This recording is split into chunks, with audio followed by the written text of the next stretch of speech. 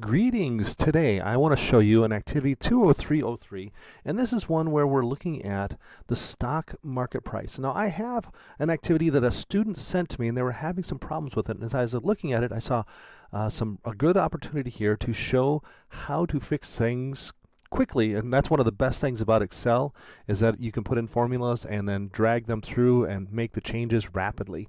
So I want to start with going over here to the percent of portfolio value.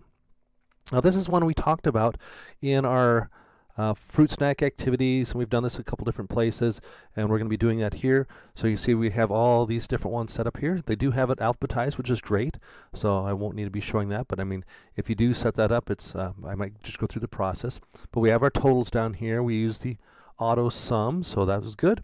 So percent of portfolio value. When we're setting up a formula, we start with the equals, of course.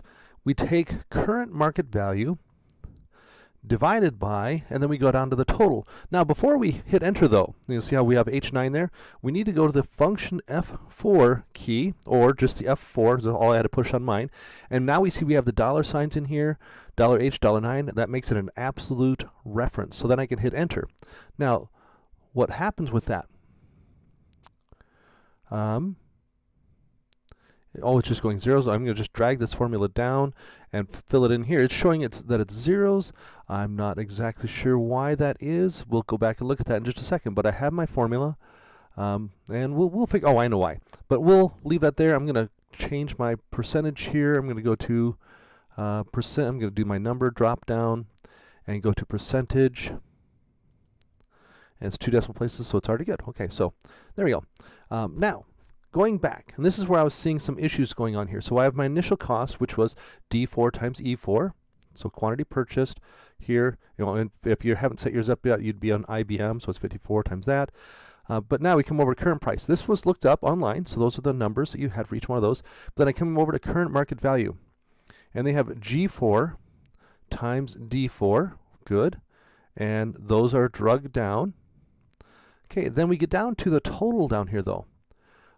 It says H7 through H19, which that's really not quite right. So I'm going to go to my auto sum button again. Click that, and it's choosing these H4 through H8, which is correct. Now as soon as I hit that, we'll see that we have a total here, which makes a lot more sense. And look what just happened with my percent of portfolio. They've now popped in here, including my total one, which should always be 100%, should never be more than that. So we have all those in there. Now my gain and losses. So H4, which is my current market value, minus F4, which is my initial cost, and that's great. So those values are correct as well. Now I'm going to come down here to my totals. Those are all correct. Well, maybe not. I should look at those. Yes, so you see E7 through E19. Again, this is incorrect. So I'm going to go back to this first one, hit the auto sum button, and it's choosing that. I'm going to hit enter. But now I'm going to go ahead and just drag that one over to my right, over to there. Okay, so now I've put the same formula. The current market value didn't change because I had already set that one up. And then I'm going to come down to the average now. And see, they just put in numbers here, and this is what you do not do. So that's why I wanted to show this. I go to my auto sum button in the top right corner, and I'm going to do the drop down there. And we see we have an average as one of the choices there. So I'm going to click the average. Now, a thing that it does, it shows all these here. The problem with that is that it's also including the total. So I'm just going to left click up here and drag down through just my stocks, and then hit that. Okay, so now I have my formula in here. I can now drag this formula across to all these over here, and we have those changed. And then so now for my highest, again, they just put a number in there. We're going to go to my drop down, my auto sum.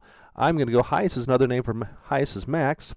Okay, it's putting it up there. I'm just going to left click on my cell up top there, drag down, hit enter.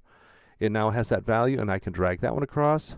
And then I would do the same thing for my lowest. So you can go to the mins and do the same thing that's over here. Now another thing that I've shown before, but I'm going to just drop in here. Oh, this one's already set up, but you go to page layout, grid lines, click the print. So that way if you were to print it, it would show the grid lines, or when you turn it in, it also shows the grid lines. And this is also where you would change the layout from portrait to landscape. Some of them require that. And so that's where you would make those changes. So hopefully this helps you. This is all the steps in 20303. Have a great day.